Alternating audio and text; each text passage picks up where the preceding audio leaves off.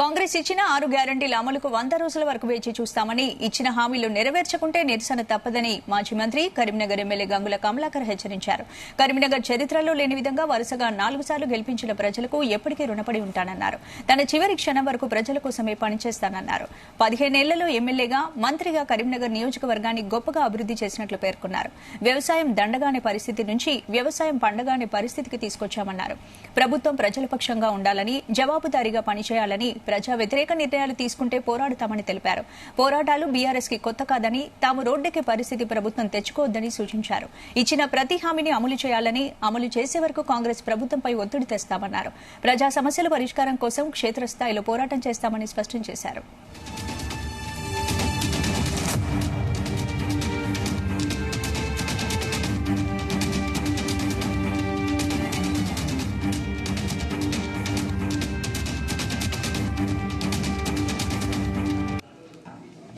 రుణమాఫీ ఇస్తున్నారు, తొందరగా రుణం తీసుకోమన్నారు. 2 లక్షల రూపాయలు ప్రజలు అడుగుతారు. 2 లక్షల రూపాయలు మీరు రుణం తీసుకోండి, నేను రుణమాఫీ ఇస్తాను, 9వ తారీఖు ఇస్తాను, 19వ తారీఖు, 18వ తారీఖు, 19వ తారీఖు నుంచి మరి ఏమైంది రుణమాఫీ? ఏమైంది రైతు బంధు? 7,000 ఇస్తాను ఆశపడుతున్నాడు, ఎకరానికి రాలేదు.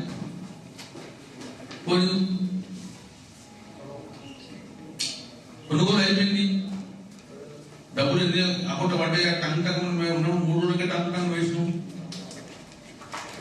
బోనస్ వస్తుందా? ఇవన్నీ డైలమాలు ఉన్నాయి. మేమందరం కూడా కోరుకుంటున్నాం, కొత్త ప్రభుత్వాన్ని మేము ఆశీర్వదిస్తాం, స్వాగతిస్తాం. కానీ పనులు మాత్రం చేసే బాధ్యత మీ మీద ఉన్నది. 9వ తారీఖు ఇంతవరకు వేయలేదు. ఏం చేస్తాం ప్రజలు? కాబట్టి ఈ మండల సమావేశంలోనే ఈ ప్రభుత్వానికి మేము ఇప్పుడే చెప్తున్నాం, ప్రజా తీర్పును మేము శిక్షాపిస్తాం. కానీ మీరు కూడా ఈ ప్రభుత్వం, కొత్త ప్రభుత్వం కూడా ప్రజలకు ఏదైతే హామీ ఇచ్చే ప్రభుత్వానికి వచ్చారో, ఏదైతే హామీ ఇచ్చారో అది డెఫినెట్ చేయాలని కోరుకుంటాం. చేస్తే స్వాగతిస్తాం, చేయకపోతే నిరసిస్తాం, చేస్తాం. రుణమాఫీ ఇస్తున్నారు, తొందరగా రుణం తీసుకోమన్నారు. 2 లక్షల రూపాయలు ప్రజలు అడుగుతారు. 2 లక్షల